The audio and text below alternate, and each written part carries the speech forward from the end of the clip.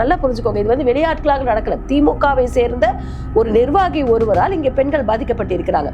அது இல்லவே இல்லை, இங்க ஒண்ணுமே இல்லைன்னு இவங்க பேசுறது வந்து கனிமொழி அவர்கள் கூசாமல் பச்சை போய் சொல்கிறார் என்பது எல்லோருக்கும் தெரிய வருது. மத்திய அரசு கண்ட்ரோல்ல இருக்கிற ஒரு விஷயத்தை நீங்க எப்படி மக்களை ஏமாத்துறதுக்காக சொன்னீங்க? நீட்டுக்கும் அப்படிதான் சொன்னீங்க, மாணவர்களை ஏமாத்தினீங்க. இஸ்லாமிய பெண்களை தரதர என்று இழுத்து சென்று அவர்களை வந்து நீங்க சிறையில் அடைக்க முயற்சி பண்ணீங்க. இப்ப இவர்கள் பெண்களுக்கு என்ன செஞ்சிருக்காங்க? ஆனா மாசு அவர்கள் சொல்றாரு தமிழ்நாட்டுல வந்து கஞ்சா ஜீரோல இருக்கு. கஞ்சா ஜீரோல இருக்கு, மெத்தப்பட்ட பயன் உள்ள வந்துருச்சு இல்லையா? மாசுவும் அறங்காவல்துறையை சேர்ந்த சேகர் பாபு அவர்களும் அந்த அரசாங்கத்தை காப்பாற்றுவதற்காக எல்லா முட்டும் கொடுப்பாங்க. 18 வயதிற்கு கீழான சிறுவர்களுக்கும் ஸ்கூல் போற மாணவ மாணவிகளும் கையில பாட்டிலையும் மெத்தியும் வச்சுட்டு சுற்றுற அளவுக்கு தமிழகம் வந்து சீரழிந்து விற்கிறது. குஜராத் தனி ஸ்டேட் ஒத்துக்கிறோம், குஜராத்துக்கு வருது இந்த சென்ட்ரல் பிரச்சனை, அதை அவங்க பார்த்துக்கிட்டோம். தமிழ்நாட்டுக்குள்ள எப்படி வருது? ரிப்போர்ட்ஸ் நவ் நேயர்களுக்கு வணக்கம். இன்று நம்மோடு இணைந்திருக்கும் சிறப்பு விருந்தினர் அதிமுகவின் சிறுபான்மையினர் நலப்பிரிவின் துணை செயலாளர் திருமதி ஃபாத்திமா அலி அவர்கள். வணக்கம். வணக்கம்மா. தமிழகத்தில் வெல்லும் தமிழ் பெண்கள் அப்படின்ற ஒரு தலைப்பு அப்படின்ற ஒரு விழா அதை வந்து நடத்தும் போது கனிமொழி அவர்கள் வந்து சொல்றாங்க, இந்த திமுக ஆட்சியில மட்டும்தான் பெண்கள் வந்து இவ்வளவு சேஃபாகவும் இவ்வளவு growth வந்து வருது அப்படின்ட்டு, அது இந்த ஆட்சியில மட்டும்தான். பெண்களுக்கு எதிராக எந்த ஒரு விஷயம் நடந்தாலும் உடனடியாக அதனுடைய இதை பண்றதே வந்து ஸ்டாலின் அவர்கள் தான் அப்படின்ற ஒரு கருத்தை முன் வச்சிருக்காங்க. அது அவர்களுக்கு கொஞ்சம் கூட கூச்சம் இல்லாம எப்படி இப்படி ஒரு வார்த்தையை வந்து திருமதி கனிமொழி அவர்கள் வந்து சொல்லியிருக்காங்கன்னு தெரியல. அவங்க எந்த ஒரு பெண்களுக்கு ஏதாவது மற்ற மாநிலங்களில், குறிப்பாக பாஜக ஆளும் மாநிலங்களில் எந்த பெண்களுக்கு எந்த ஒரு விஷயம் நடந்தாலும் அதற்காக கூக்குரலிடுவார்கள். அதற்காக ஒரு பெரிய ஒரு மெழுகுவர்த்தி போராட்டம் நடத்தக்கூடிய அவர்கள் தமிழகத்தை ஏன் வந்து புறக்கணிக்கிறார் என்பது தெரியவில்லை.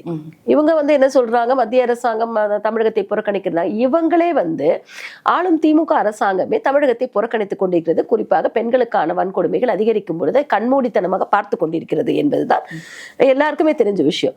திமுக ஆட்சி வந்ததுல இருந்தே பாத்தீங்கன்னா இங்க செய்யூர் கிட்ட சசிகலா என்ற ஒரு பெண் வந்து அவ அந்த ஒன்றிய செயலாளர் யாரோ ஒருவர் தாக்கப்பட்டு தற்கொலை பண்ணிக்கிட்டாங்க.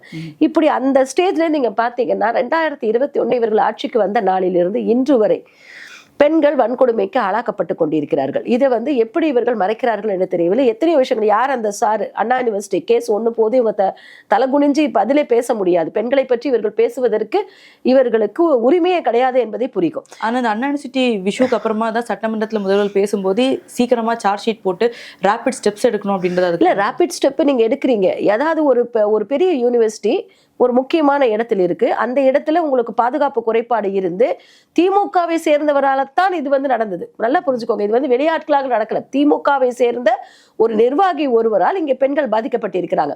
இப்போ கோயம்புத்தூர்ல பாத்தீங்கன்னா, கோயம்புத்தூர்ல அவ்வளவு ஒரு பெரிய இன்சிடென்ட் நடந்தது, ஒரு பெண்ணுக்கு அவ்வளவு பெரிய இன்சிடென்ட் நடந்தது. அது நடந்து 2வது நாளே பாத்தீங்கன்னா இன்னொரு பெண் கடத்தப்பட்டார், காரில் சிசிடிவியில மாட்டுச்சு. சோ இப்படி இது மட்டும் இல்ல, எல்லா வகையிலும் நீங்க பாத்தீங்கன்னா அந்த ஒன்றியத்திலிருந்து தலைமை வரை பல்வேறு விதமான பெண்களை இப்படி வன்முறைக்கு ஆளாக்கக்கூடிய சூழ்நிலைகள் நடந்து கொண்டிருக்கிறது. இப்போ ரீசெண்டா பாத்தீங்கன்னா இந்த விழுப்புரம் கிட்ட வந்து ஒரு பெண்மணியை திமுக ஒன்றிய செயலாளர் ஒருத்தர் வந்து 6 மாதமாக தொடர்ந்து அவங்களை வந்து பாலியல் வன்கொடுமைக்கு ஆளாக்கி அவர்களை பிறருக்கும் விருந்தாக்கக்கூடிய அளவுக்கு ஒரு சூழ்நிலைக்கு எடுத்து சென்றார். அதே மாதிரி அரக்கோணத்துல ஒருத்தர் பெண்களை வந்து கண்டித்து பெண்களை தன் கண்ட்ரோல் எடுத்து அந்த பெண்களை வந்து பிறருக்கு வந்து விருந்தாக்கக்கூடிய வேலைகளை எல்லாம் செய்திருக்கிறார். இது அத்தனையுமே யாருன்னு பாத்தீங்கன்னா பொதுமக்களாலேயோ பொது ஜனங்களாலேயோ நடக்கல, குறிப்பாக திமுகவினராலேயே தான் இப்படிப்பட்ட பெரிய விஷயங்கள் நடந்திருக்கிறது. தமிழகத்தில் கடந்த 5 ஆண்டுகளாக நடந்த அனைத்து பெண்களுக்கு எதிரான வன்கொடுமைகளும் குறிப்பாக அது 80% 90% மேல திமுகவினரால் தான் அது நடத்தப்பட்டிருக்கிறது. இப்போ இதை பற்றி இவர் கொஞ்சம் கூட வருத்தப்படாம வேதனைப்படாம இவங்க வந்து கனிமொழி அவர்கள் வாய் கூசாமல் இப்படி ஒரு பொய்யை சொல்வது என்பது இல்ல. ஒரு விஷயம் நடக்குது, அதுக்கு அவங்க சீக்கிரமா நடவடிக்கை எடுக்கிறாங்க, கட்சியில இருந்து கட்சியை நீக்குறாங்க. இவ்வளவு பெரிய கட்சின்றப்போ யார் நல்லவங்க கெட்டவங்க நம்மளால இது பண்ண முடியும். ஆனா அவங்க ரேபிட் ஸ்டெப்ஸ் எடுக்கிறாங்க. ரேபிட் ஸ்டெப் அவங்க எடுக்கிறது இல்லைங்க, அது அவங்க எடுத்துதான் ஆகணும். ஒரு பெண் வந்து வன்கொடுமைக்கு ஆளாக்கப்பட்டு விட்டால் அது வெளியில தெரிஞ்சிருச்சு இல்லைன்னா, அதாவது அந்த பெண் வந்து ஆன்லைன்ல கொடுத்து அந்த கேஸ் கொடுக்கலன்னா, அண்ணா யூனிவர்சிட்டியை பொறுத்த வரைக்கும் அவர்கள் டைரக்டா போய் கொடுக்க விட்டுருக்க மாட்டாங்க. அந்த பொண்ணு ஆன்லைன்ல கொடுத்து அந்த ஆன்லைன்ல கொடுத்தது வெளியில வந்த காரணத்தினால்தான் அந்த பெண்ணுக்கான ஒரு பாதுகாப்பு, அந்த பெண்ணுக்கான பாதுகாப்பை மறுநாள் என்ன பண்ணாங்க, அந்த பெண்ணுடைய ஒரு இந்த மாதிரி வன்கொடுமைக்கு ஆளாக்கப்பட்ட பெண்களை பற்றிய அவர்களுடைய விவரங்களை வெளியிடக்கூடாது என்று தெரிந்தும் அது வெளியில் வந்ததா இல்லையா? இதே திமுக ஆட்சியில தானே வந்தது. அப்புறம் இவங்க எப்படி சொல்ல முடியும்? சோ இதே யார்கிட்ட இருந்தது அது? காவல்துறைய வந்து காவல்துறையில இருந்த விஷயங்கள் எப்படி வெளியே லீக் ஆச்சு? காவல்துறை யாருடைய கட்டுப்பாட்டில் இருக்கிறது? இப்படி நீங்க பாத்தீங்கன்னா இவர்கள் ஆட்கள் செய்கின்ற அத்தனையுமே அடக்க பார்ப்பார்கள். அந்த அடக்குமுறைக்கு மீறி இப்ப ஆன்லைன் வந்ததுனால இவங்க பண்ணாங்க. இன்னொன்னு, நீதித்துறை தான் தண்டிச்சிருக்க ஒழிய திமுக அரசாங்கம் தண்டிக்கல. நல்லா புரியுது. நீதித்துறை என்பது எல்லோருக்கும் பொதுவான துறை. இந்தியாவை பொறுத்த நீதித்துறை வந்து ஸ்டாச்சுட்டரி பாடி. அது எந்த அரசாங்கம், மத்திய அரசாங்கத்துக்கும் மாநில அரசாங்கம் கட்டுப்பட்டு இருக்கக்கூடிய அமைப்பு அல்ல அது. அப்போ அதுக்கு இவங்க எப்படி கிரெடிட் எடுத்துக்க முடியும்? நீங்க அந்த பெண் வந்து ஆன்லைன்ல கொடுத்துட்டாங்க, கம்ப்ளைண்ட் கொடுத்துட்டாங்க, அந்த கம்ப்ளைண்ட் நீங்க எடுத்திருக்கீங்க, எடுத்துதான் ஆகணும், வேற வழி கிடையாது. நீங்க அதை விசாரிக்கும் பொழுது முதல்ல வந்து எங்க கட்சிக்காரர் இல்லை நீங்க, அப்புறம் கட்சிக்காரர் நீங்க. நான் ஒரு வாழை மட்டும் சொல்ல, அண்ணா யூனிவர்சிட்டிக்காரர் மட்டுமே சொல்லல, எல்லா இடங்களிலும் நீங்க பாத்தீங்கன்னா கூட பொறுப்பற்ற தன்மையினால் தான் இப்படிப்பட்ட பெண்களுக்கான வன்கொடுமைகள் அதிகரித்துக் கொண்டிருக்கிறது தமிழகத்தில். இப்போ வந்து அது இல்லவே இல்லை, இங்க ஒண்ணுமே இல்லைன்னு இவங்க பேசுறது வந்து கனிமொழி அவர்கள் கூசாமல் பச்சை போய் சொல்கிறார் என்பது எல்லோருக்கும் தெரிய வருது. ஆனா அதே மேடையில அந்த வெல்லும் பெண்கள், தமிழ் பெண்கள் மேடையிலே வந்து பெண்கள் வந்து எந்த அளவுக்கு இந்த ஆட்சியில பலனடைஞ்சிருக்காங்க, 1000 ரூபாய் தான் கொடுக்குறீங்க, பெண்களை இது பண்றீங்களான்னு பேச நடத்த அந்த 1000 ரூபாய் எங்களுக்கு எவ்வளவு பெனிஃபிஷரியா இருக்கு, நாங்க ஃப்ரீயா பஸ்ல போறது எவ்வளவு பெனிஃபிஷரியா இருக்கு அப்படின்ட்டு அவ்வளவு பெண்கள் வந்து மேடையில பேசுறாங்க. இல்ல, மேடையில பேசுகிறது, அதாவது வந்து ஒரு 4 பெண்களை கூப்பிட்டு இவர்கள் பேச வைப்பார்கள், இதை பத்தி ஒண்ணுமே பிரச்சனை கிடையாது. ஆனா நான் கேட்கிறேன், அந்த 1000 ரூபாய் என்பது இவர்கள் எப்ப சொன்னாங்க? அவங்களுடைய தேர்தல் அறிக்கையில் கொடுத்திருந்தார்கள், நாங்க வின் பண்ண உடனே கொடுப்போம். நாங்க 2.5 வருடங்கள் கழித்துத்தான் இவங்க என்ன பண்ணாங்க, அதுக்கு ஒரு கமிஷன் போட்டு அந்த யார் யார்கள் வந்து இதுக்கு தகுதியுடைய பெண்கள் என்று ஆராய்ந்து அவர்களுக்கு கடந்த 20 மாதங்களாக கொடுத்து கொண்டிருக்கிறார்கள் என்று சொல்றாங்க. அந்த 2.5 வருஷத்துக்கு யார் கொடுக்கிறது? 48 பிளஸ் ஒரு 6, 54 மாதங்களுக்கு யார் கொடுப்பது? 54 × 1000 ஒரு பெண்ணுக்கு 54,000 ரூபாய். அப்போ அதுவும் நீங்க கொடுக்கல. மேலும் நீங்க 1 கோடி பெண்களுக்கு கொடுத்தே நீங்க சொல்றீங்க. அது ஆக மொத்தம் நீங்க வந்து பெண்களுக்கு என்ன செய்ய வேண்டுமோ அதை செய்யல. நீங்க பெண்களை எப்படி எல்லாம் வஞ்சிக்கலாம்னு சொல்லி பண்ணிட்டு இப்போ எலெக்ஷன் டைம்ல தான் நீங்க எல்லாமே பண்றீங்க. அதனால இதையெல்லாம் வந்து 2 பேர் வந்து ஒரு மேடையில வந்து பேச வைப்பது என்பது கட்சிக்காரங்க செய்யறதா. இதை வந்து நம்ம மறுக்க முடியாத ஒரு விஷயம். அவர்கள் கட்சியில இருந்து 4 பேரை கூப்பிட்டு எங்களுக்கு இருக்குன்னு சொல்றாங்க. சரி, அடுத்தது நீங்க பஸ் சொன்னீங்க, எவ்வளவு பஸ்கள் ஓடுகிறது என்பதை இவர்களால் கணக்கு கொடுக்க முடியுமா? பல இடங்களில் அந்த இவங்க சொன்ன பெண்களுக்கான பஸ்கள் ஓடுறதே இல்லை. அப்படியே ஓடினா 1 கிலோமீட்டர்ல நின்று போயிடுது. நின்ன உடனே இறங்கி வேற வேலையை பார்த்துட்டு போன்னு சொல்றாங்க. சோ இதுதான் நடைமுறையில் பார்க்கும் பொழுது இவர்களால் எந்த விதமான திட்டங்களையும் இவர்கள் பெண்களுக்காக எக்ஸிக்யூட் பண்ணல. இன்னொன்னு, இவர் என்ன சொன்னாங்க, திமுக அரசாங்கத்தில் என்ன சொன்னாங்க, 100 ரூபாய் விலை குறைப்புன்னு சொன்னாங்க. அதாவது கேஸ் சிலிண்டருக்கு 100 ரூபாய், எரிவாயு பொருளுக்கு 100 ரூபாய் குறைக்கிறேன். குறைச்சாங்களா? குறைக்கல. எதுவுமே பெண்களுக்காக இவர்கள் எதுவுமே பண்ணல. இப்போ நீங்க பாத்தீங்கன்னா பெண்கள் கம்மி பண்ணல, அதனாலதான் எங்களால முடியல. அப்ப நீங்க எப்படி சொன்னீங்க? மத்திய அரசு கண்ட்ரோல்ல இருக்கிற ஒரு விஷயத்தை நீங்க எப்படி மக்களை ஏமாத்துறதுக்காக சொன்னீங்க? நீட்டுக்கும் அப்படிதான் சொன்னீங்க, மாணவர்களை ஏமாத்துனீங்க, எல்லாரும் ஏமாத்துறது. அதாவது உங்க கண்ட்ரோல்ல இல்லாத ஒரு விஷயத்துக்கு நீங்கள் பொய் சொல்கிறீர்கள். அப்போ நீங்க பொய் சொல்லிதான் இந்த ஆட்சிக்கு வந்திருக்கீங்க, அவ்வளவுதானே? நீங்களே சொல்லிக்கிறீங்க. இப்போ என்னன்னா, இவர்கள் பெண்களுக்கு இல்ல, தமிழக மக்களுக்கே இவங்க எதுவும் செய்ய தயாரா இல்ல, பெண்களுக்கும் எதுவும் செய்ய தயாரா இல்ல. அவங்க குடும்பத்தை அவங்க பாத்துக்கிட்டாங்க. அவர்களுடைய திமுக குடும்பத்தை வந்து, அவர்களுடைய சொந்த குடும்பத்தை அவர்கள் எப்படி வளர்த்தெடுப்பது என்பதை தான் பார்த்திருக்கிறார்களே ஒழிய பெண்களுக்கு வந்து இவர்கள் எந்த விதமான ஒரு சின்ன விஷயத்தை கூட இவங்க வந்து ஆதரவாகவோ இல்லை, இவர்கள் உரிமை, பெண்களுக்கான உரிமையை கூட இவங்க கொடுக்க மறுக்கிறார்கள் என்பதுதான். ஏன்னா சுகாதார பணியாளர்கள் போராட்டத்தை பாத்தீங்கன்னா அதிகபட்சமான பணியாளர்கள் பெண்களாக இருக்காங்க. நீங்க என்ன பெண்களுக்கு பண்ணிட்டீங்க? அப்போ அங்க வந்து பெண்கள் போராடினாங்களே, குழந்தைங்களை கையில வச்சுட்டு போராடினாங்களே, நீங்க என்ன பண்ணீங்க? நர்சுகள் போராட்டம், செவிலியர்கள் போராட்டத்தை எத்தனை பெண்கள் வந்து உட்கார்ந்தாங்க? ஆசிரியர்கள் போராட்டம், பெண்கள் இல்லையாங்க? இப்போ நீங்க பெண்களுக்கு என்ன செஞ்சிட்டீங்க? பெண்களை போராட வைத்திருக்கிறீர்கள். நீங்க சிறுபான்மை காவலன் என்று சொன்னீங்க. உங்க ஆட்சியில வெளியில வந்த உடனே, நாங்க வந்த உடனே சிறையில் இருக்கும் அப்பாவி சிறைவாசிகளை விடுதலை செய்வோம்னு சொன்னீங்க. ஆனா அந்த பெண்கள் ஏன் பண்ணலன்னு கேட்ட உடனே இஸ்லாமிய பெண்களை தரதர என்று இழுத்து சென்று அவர்களை வந்து நீங்க சிறையில் அடைக்க முயற்சி பண்ணீங்க. இப்ப இவர்கள் பெண்களுக்கு என்ன செஞ்சிருக்காங்க? இவர்கள் பெண்களுக்கு எதுவுமே செய்யல. அதை பூசி மொழுகுவதற்காக இவர்கள் ஒரு விழா எடுக்கிறார்கள். போன சட்டமன்ற தேர்தலிலே வந்து திமுகவோட வெற்றிக்கு ஒரு பெரிய மார்க் லைனா இருந்ததே அவங்களோட மேனிஃபெஸ்டோ அப்படின்றது, அந்த வாக்குறுதிகள். இப்போ மறுபடியும் அடுத்த வரப்போகின்ற 2000 இந்த வருஷம் வரப்போற அந்த தேர்தலுக்கான மேனிஃபெஸ்டோ வந்து கனிமொழியோட தலைமையில வந்து மறுபடியும் அவங்க வந்து அதுக்கான குழு அமைச்சிருக்காங்க. ஸோ இந்த முறை வந்து அவங்க மேனிஃபெஸ்டோவால திமுக ஜெயிக்க வந்து, அதாவது மேனிஃபெஸ்டோ இவங்க கொடுப்பாங்க, நிறையவே கொடுப்பாங்க. இவங்க கொடுக்கறது வந்து எப்படின்னா எப்படி வேணா கொடுப்பாங்க. அதாவது இவர்கள் சொல்வது எதையும் இவர்கள் செய்வதில்லை. பெண்களுக்கும் சொல்றாங்களே ஒழிய பெண்களுக்கு இவர்கள் எதுவும் செய்யல. இவர்கள் அரசாங்கத்துக்கு வந்தோடனே முதல்ல செஞ்சது அறங்காவல்துறையிலிருந்து அந்த கோவில்களில் இருக்கிற சொத்துக்கள் மீது தான் இவர்கள் கண்கள் சென்றதே ஒழிய இவர்கள் வந்து பெண்களுக்காக எந்த விதமான விஷயங்களும் செய்யல. அதே மாதிரி பாத்தீங்கன்னா பெண்கள் பல்வேறு வகைகளில் அடக்குமுறைக்கு உள்ளாக்கப்பட்டார்கள். அவர்கள் ஒன்றிய செயலாளராக இருந்தாலும் சரி, திமுகவுடைய கவுன்சிலர்கள் அடக்கப்பட்டார்கள், எல்லாமே நடந்தது. சோ பல்வேறு விதமான கொடுமைகளுக்கு தமிழக மக்கள் ஆளாக்கப்பட்டிருக்கிறார்கள், குறிப்பாக பெண்கள். அப்படி இருக்கும்போது இந்த மேனிஃபெஸ்டோ இவர்கள் எழுதுகின்ற தேர்தல் வாக்குறுதிகள் ஒரு மாற்றத்தை கொண்டு வரும் என்பது மக்கள் அவர்கள் திமுகவினரை மிக சரியாக எடை போட்டு வைத்திருக்கிறார்கள். இவர்கள் சொல்வது ஒன்று, செய்வது ஒன்று. இவர்கள் செய்ய மாட்டாங்க.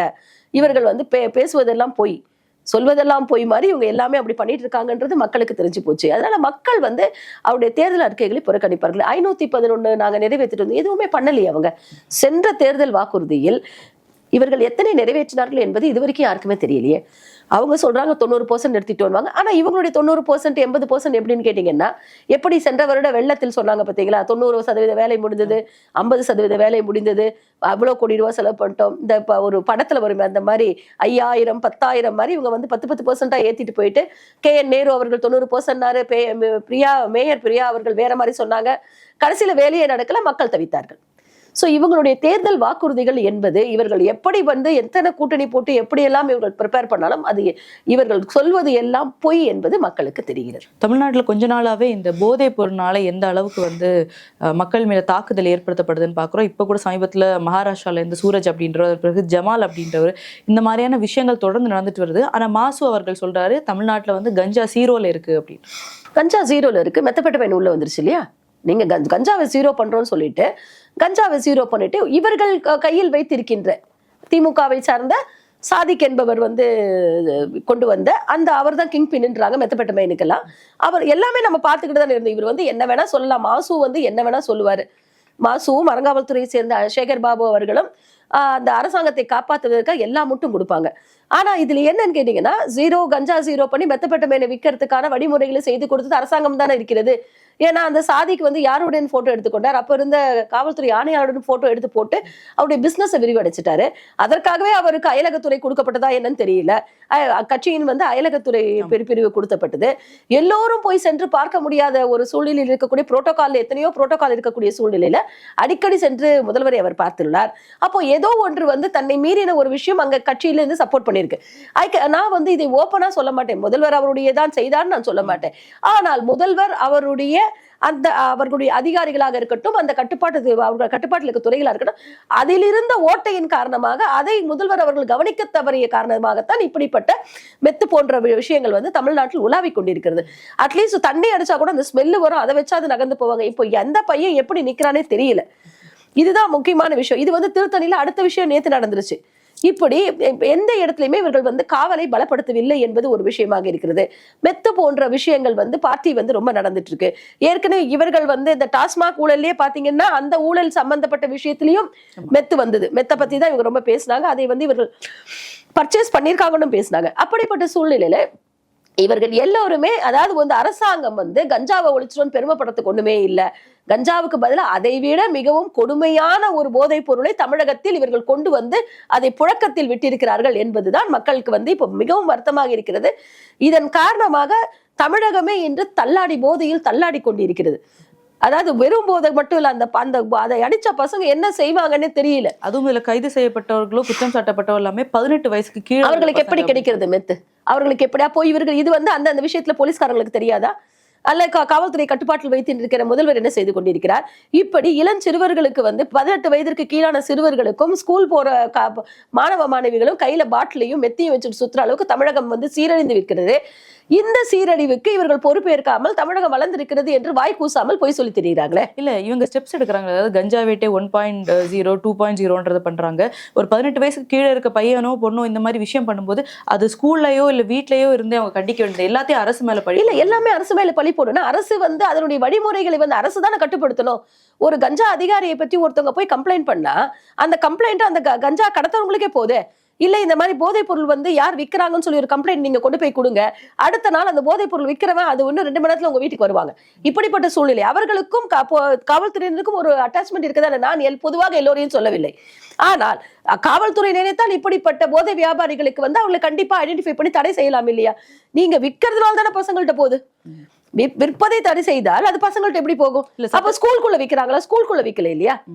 ஸ்கூலுக்குள்ள வைக்கலையே. ஸ்கூலுக்கு வெளியில் நடக்கும் பொழுது அதை பெற்றோரோ வந்து இல்லை ஆசிரியர்களோ எவ்வளவு தூரம் கண்ட்ரோல் பண்ண முடியும்? ஏன்னா இந்த வகையான போதைப் பொருளை இந்த பசங்களுக்கு கொடுத்து அந்த பசங்களை தவறான வழிகளில் ஈடுபடுத்தக்கூடிய வகையில் ஆணா இருக்கட்டும் பெண்ணாக இருக்கட்டும், 2 மாணவ அந்த இளம் பருவத்தினரையும் தவறாக மிஸ்யூஸ் பண்ணக்கூடிய வாய்ப்புகள் அதிகமாக இருக்கிறது. அவர்களை தவறாக மிஸ்யூஸ் பண்ணறது யாருன்னு கேட்டீங்கன்னா இப்படிப்பட்ட காவல்துறையும் அவர்களுக்கு அந்த போதை வியாபாரிகளுக்கும் தானே. அந்த போதை வியாபாரிகளுக்கு திமுக வந்து அவர்களுக்கு வழிவகுத்து தான் கொடுத்திருக்குது. ஆனா சட்டத்துறை அமைச்சர் ரகுபதி அவர்களா இருக்கட்டும், RS பாரதி அவர்கள் இருக்கட்டும், அவங்க சொல்ற குற்றச்சாட்டு என்ன அப்படின்னா, இந்த போதைப் பொருட்கள் மெத்து இதெல்லாமே வர்றது வந்து குஜராத் துறைமுகத்தை தாண்டி தான் வருது. ஸோ மத்திய அரசு ஹோம் மினிஸ்டர் தான் இதை பார்க்கணும். அங்க அவங்க நிப்பாட்டினாங்கன்னா இங்க உள்ள இல்ல. குஜராத் தனி ஸ்டேட் ஒத்துக்கிறோம். குஜராத்துக்கு வர்றது இந்த சென்ட்ரல் பிரச்சனை, அதை அவங்க பாத்துக்கிட்டோம். தமிழ்நாட்டுக்குள்ள எப்படி வருது? உங்ககிட்ட லூப் ஹோல் இல்லாம தமிழ்நாட்டுக்குள்ள எப்படி வருது? அப்ப தமிழ்நாடு காவல்துறை வீக்கா இருக்குன்றதான இதனுடைய பிரச்சனை. தமிழ்நாடுல வந்து பாதுகாப்பு இல்லை, போதிய அளவு பாதுகாப்பு இல்லை என்பதுதானே முக்கியமான குற்றச்சாட்டு. அது எங்கேருந்து வேணா வருது, நீங்க அதுக்கு லெட்டர் அனுப்புங்க. ஆனா உங்களுடைய சாதிக் என்பவரை பற்றின இன்ஃபர்மேஷனை வெளிநாட்டுல இருந்து தானே வந்தது. இவர் வந்து நிர்மா வாஷிங் பவுடர் மாதிரி ஏதோ அனுப்புறோம்னு சொல்லிட்டு இந்த மாதிரி எல்லாம் பண்ணி கண்டினியூஸா வந்துட்டு இருக்குன்னு சொல்லி அந்த பால் பவுடர் என்னமோ ஒன்று சொன்னாங்க இல்லையா, அது பண்ணிட்டு அது போயிட்டு அதாவது சென்ட்ரல்ல இருந்து அதாவது உலகளாவிய வகையில் தமிழ்நாடு வந்து போதைப் பொருளினுடைய ஆதாரமாக வியாபார தலமாக மாறி இருக்கிறது. கிங்பின் இங்க இருக்காருன்னு சொல்லி அதை சொன்னது யாரு? இந்தியால இல்ல, தமிழ்நாட்டுல இல்ல, உலகளாவிய போதைப் பொருளுக்கு கட்டுப்பாடு நிலையத்துல இருந்து இந்த இன்ஃபர்மேஷன் வந்திருக்கு. குஜராத்ல இருந்து வரட்டுங்க, இல்ல விசாகப்பட்டினத்துல இருந்து வரட்டும், எப்படி தமிழ்நாட்டுக்குள்ள எப்படி என்ட்ரி ஆகுது? தமிழ்நாடுக்குள்ள என்ட்ரி ஆகுதுன்னா அப்ப யாரோ ஒருவருடைய அந்த கட்டுப்பாட்டில் தானே அங்க ஒரு லீனியன்ஸ் இருக்கிறதுனால தான் அந்த பொருட்கள் உள்ள வருகிறது. அப்ப இவர்கள் ஏன் அதை வந்து கட்டுப்படுத்தவில்லை? நீங்க கட்டுப்படுத்தவில்லை என்பதை விட மற்ற அண்டை மாநிலங்களை விட இங்க அதிகமாக இருக்கிறது. அந்த மெத்தபெட்டமைனுடைய இல்ல இந்த மாதிரி போதைப் பொருள்கள் அதிகபட்சமான போதை தரக்கூடிய இந்த பொருளை உபயோகப்படுத்தக்கூடிய இளம் வயதினர் தன்னை மீறிய நிலையில் நிறைய இடத்துல பாருங்க. ஒரு கிராமத்துல வந்து ரீசெண்டா ஒரு கிராமத்துல வந்து தன்னுடைய தகப்பனை வெட்டி கொள்றான் ஒரு பையன். ஃபுல் அன்கான்சியஸ்ல தகப்பனை வெட்டி கொள்றான். இப்போ நேத்து பாத்தீங்கன்னா இந்த சென்ற வாரம் இந்த பையன் இந்த திருத்தணி கிட்ட இந்த திருவள்ளூர் மாவட்டத்துல இந்த சூரஜ் என்பவர், அதுக்கப்புறம் நேத்து ஒருத்தர், இப்படி கண்டினியூஸா ஒரு பெண் வந்து ரயிலில் தள்ளப்பட்டார். அதையும் நீங்க பார்த்திருப்பீங்க. கர்ப்பிணி பெண் ஒருத்தர் வந்து தாக்கப்பட்டார். சோ இதுக்கெல்லாம் காரணம் என்ன? தமிழ்நாட்டில் எப்படி இவ்வளவு எளிதாக எல்லோருக்கும் மெத்தப்பட்டமைனோ இல்ல அதை விட அதிக உச்சபட்ச போதை தரக்கூடிய பொருட்கள் எப்படி உலாவிக் கொண்டிருக்கிறது? அதுக்கு இவங்க தானே பொறுப்பேற்கணும். இது இந்த 4 வருஷத்துல மட்டும் வந்தது கிடையாது. முன்னாடி அதிமுக ஆட்சி காலத்துல அது இருந்தது. அதிமுக ஆட்சி காலத்துல வந்து இவ்வளவு இல்லைங்க. இதற்கு முன்னால இல்லை. 2021க்கு அப்புறம் தான் இது அதிகமாகி இருக்கிறது. நீங்க வந்து ஸ்டாட்டிஸ்டிக்கல் ரிப்போர்ட் கூட நீங்க எடுத்து பார்க்கலாம். இதை வந்து இன்னும் கொஞ்சம் குறிப்பா நம்ம பார்த்தோம்னா 2021க்கு முந்தின ஆட்சியில் கஞ்சா வந்து அவ்வளவு பெரிய ஒரு கவலைக்குரிய விஷயமாக இல்லை. ஆனால் கவலைக்குரிய விஷயமாக இல்லாத ஒரு விஷயத்தை முதல்வர் ஸ்டாலின் அவர்கள் ஆட்சிக்கு வந்த பிறகு அதை தான் முதல்ல கையில் எடுத்தாரு. கஞ்சா இல்லாத தமிழகம் சொல்லி கையில் எடுத்து அதுக்கு ஒரு வேலையை பண்ணார். கஞ்சா இல்லாத தமிழகம், மெத்தப்பெட்டமனை அறிமுகப்படுத்துற தமிழகம் என்று மாறிவிட்டது. அதுவும் திமுக காரங்களால தானே உள்ள வந்திருக்கு. மெத்தப்பெட்டமைன் உள்ள வந்ததும் திமுக காரர்கள் தான். இது நம்ம சொல்லலைங்க, அவங்களே மாட்டியிருக்காங்க, அவங்களே எல்லாம் பண்ணியிருக்காங்க. அப்போ இந்த ஓட்டைகளை அடக்க வேண்டிய திமுக அரசாங்கம் என்ன செய்து கொண்டிருக்கிறது? அவர்கள் தானே கட்டுப்படுத்தணும். காவல்துறை அவர் கட்டுப்பாட்டில் இருக்கிறது, அரசாங்கம் அவர்கள் கையில் இருக்கிறது. அப்போ அவங்க தானே கட்டுப்படுத்தணும். இதுவரைக்கும் இல்லாத அளவிற்கு, அதாவது இவங்க சொல்லலாம் அதிமுக அரசாங்கத்துல, அதிமுக அரசாங்கம்ல இதுவரை தமிழக வரலாற்றில் இல்லாத அளவிற்கு இன்று வந்து இந்த கடந்த 4 வருடங்களில் போதைப் பொருள் புழக்கம் அதிகமாகி இருக்கிறது. எங்களோட இணைந்து பல்வேறு கருத்துக்களை பயங்கமிக்க ரொம்ப நன்றி. நன்றிமா.